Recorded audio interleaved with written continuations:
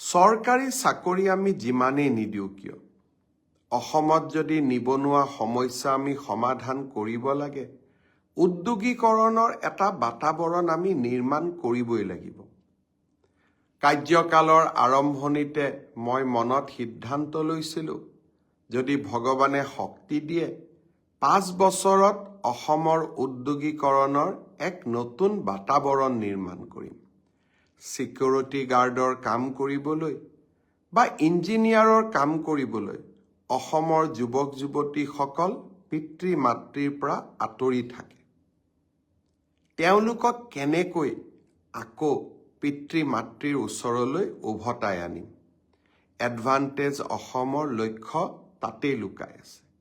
মই ভাবোঁ এইবাৰ এডভান্টেজ অসমৰ দ্বিতীয় সংস্কৰণৰ জৰিয়তে আমি অসমত উদ্যোগীকৰণৰ এক নতুন ধাৰা, এক নতুন বিপ্লৱ আমি আৰম্ভ কৰিব পাৰিম। মই অসমবাসী ৰাইজৰ আশীৰ্বাদ বিচাৰিছোঁ। বৃহৎ উদ্যোগৰ লগতে অসমৰ কেনেকৈ থলুৱা যুৱক যুৱতীসকলে ক্ষুদ্ৰ উদ্যোগ নিৰ্মাণ কৰিব পাৰে, বেংকৰ পৰা কেনেকৈ লোন পাব পাৰে, তাৰ বিষয়েও 26 তাৰিখে ভাৰতৰ বিত্তমন্ত্ৰী নিৰ্মলা সীতাৰমণ আৰু ষ্টেট বেংকৰ চেয়াৰমেন আৰু ভাৰতৰ আটাইবোৰ বেংকৰ শীৰ্ষস্থানীয় বিষয়াসকলৰ উপস্থিতিত আমি সুন্দৰকৈ এখন আলোচনা চক্ৰও অনুষ্ঠিত কৰিম। বৃহৎ উদ্যোগ, মজলীয়া উদ্যোগ, ক্ষুদ্ৰ উদ্যোগ সকলোৰে বিকাশৰ বাবে আমি কাম কৰিম। মই 2 এদিনত দেখি আছিলোঁ গাহৰি পালকসকলৰ মনত চিন্তা যে বৃহৎ উদ্যোগপতিসকল আহি গাহৰিৰ বজাৰ দখল কৰিব নেকি। মই আপোনালোকক প্ৰতিশ্ৰুতি দিছোঁ যে সমাজে বেয়া পোৱা আৰু আমাৰ যুৱক যুৱতীসকলৰ স্বাৰ্থৰ বিৰোধী কাম আমি একোৱেই নকৰোঁ। যদি কোনোবা উদ্যোগপতি আহিলে আমাৰ উদ্যোগ বিপদগ্ৰস্ত হয়, আমি তেনে উদ্যোগীক কিয় অসমলৈ মাতিম? আমাৰ স্বাৰ্থই বা ক'ত? মই গাহৰি পালকসকলকো আশ্বাস দিছোঁ যে আপোনালোকৰ স্বাৰ্থৰ বিপৰীতে আমি কাকোৱেই অসমলৈ মাতি নানো। ইয়াৰ লগে লগে যেতিয়াই উদ্যোগ স্থাপন হ'ব, জাগিৰোডৰ এটা ছেমি কণ্ডাক্টৰ ইণ্ডাষ্ট্ৰীয়ে আমাক 27,000 নিযুক্তিৰ সুবিধা দিব। এনেকৈ যদি অসমত 10টা উদ্যোগ স্থাপন হয়, 2,70,000 ল'ৰা ছোৱালীয়ে চাকৰি পাব। আমি আশা কৰিম অসমলৈ সেই সোণোৱালী দিনটো উভতি আহক। আপোনালোকে লক্ষ্য কৰিছিল যে যোৱা কেইটামান দিনত মই ভূটান, জাপান, দক্ষিণ কোৰিয়া আৰু ছিংগাপুৰো ভ্ৰমণ কৰিছিলোঁ। এই চাৰিওখন ৰাষ্ট্ৰৰে শক্তিশালী প্ৰতিনিধি দল এডভান্টেজ অসমৰ দ্বিতীয় সংস্কৰণত যোগদান কৰিব। জাপানে আশা কৰে যে জাপান আৰু ভাৰতৰ যি মৈত্ৰীৰ সম্পৰ্ক, সেই মৈত্ৰীৰ সম্পৰ্ক সন্মুখত ৰাখি আমি অসমৰ যুৱকসকলকো জাপানত কাম কৰিবৰ বাবে আমি সুবিধা দিব পাৰোঁ।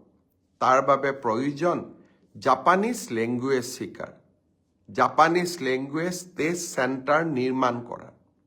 আমি এডভান্টেজ অসমত তাৰো ভাল খবৰ আমি পাম। ছিংগাপুৰলৈ মই গৈছিলোঁ। আমাৰ উদ্যোগত 17 গৰাকী নাৰ্ছক আমি ছিংগাপুৰত কাম কৰিবলৈ পঠাইছিলোঁ। তাৰে দুগৰাকীমান এনেকুৱা আছিলে যিসকলে চৰকাৰী খণ্ডত নাৰ্ছৰ কাম কৰি আছিলে, কিন্তু তেওঁলোক ছিংগাপুৰলৈ গৈছিল আৰু মই তেওঁলোকক সুধিছিলোঁ অসমলৈ ঘূৰি যাব নেকি। তেওঁলোকে মোক কৈছিল, ছাৰ এতিয়া ভালকৈ উপাৰ্জন কৰি আছোঁ আৰু কেইটকামান উপাৰ্জন কৰিহে অসমলৈ উভতি যাম। আমি আৰু এখন চুক্তি স্বাক্ষৰিত কৰিম, যাৰ জৰিয়তে ছিংগাপুৰলৈ আমাৰ ছোৱালীসকল, বিশেষকৈ নাৰ্ছসকল আৰু হেল্থ কেয়াৰৰ লগত জড়িত সকলোৱে যাব পাৰিব আৰু সুবিধা ল'ব পাৰিব। প্ৰয়োজন ইংৰাজী জনাৰ।